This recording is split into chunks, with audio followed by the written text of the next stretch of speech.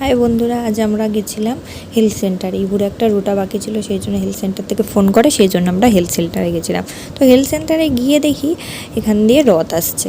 মানে ভাগ্যটা কী যে ভালো, আমরা যেই টাইমে গেছি ওই টাইমেই দেখি রথ আসছে। এটা কিন্তু দত্তপুকুর রথতলার রথ।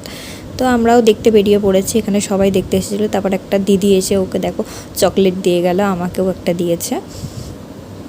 তো ভাবতেই পারিনি যে আজকে রথ টানবো বা রথ দেখতে বেরোবো, মানে হুট করেই সব হয়ে গেল। হয়তো এটা ইবুর ভাগ্যে ছিল সেই জন্য।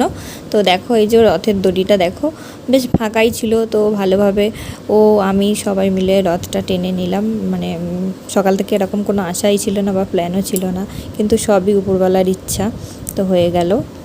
এটা কিন্তু ইবুর প্রথম রথ, আর দেখো ইবু কিন্তু ঠিক রথ টেনেছে।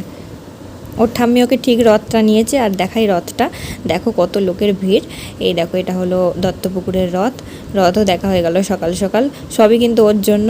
ওকে যদি না নিয়ে যেতাম, ফোন না করতো, তাহলে হয়তো আমাদের রথ দেখাও হতো না, আজকে রথ টানা হতো না। তাই জন্যই বলে যে সবই উপরওয়ালার ইচ্ছা।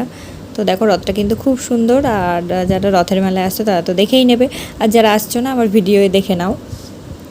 তারপর ওর ঠাম্মি নিয়ে গেল রথের কাছে, রথটা একটু ছোঁয়ালো, আশীর্বাদ দেয়ালো। তারপর এই এত লোকজনের ভিড়ে হারিয়ে গেছে। তো চলো টাটা, বাই বাই।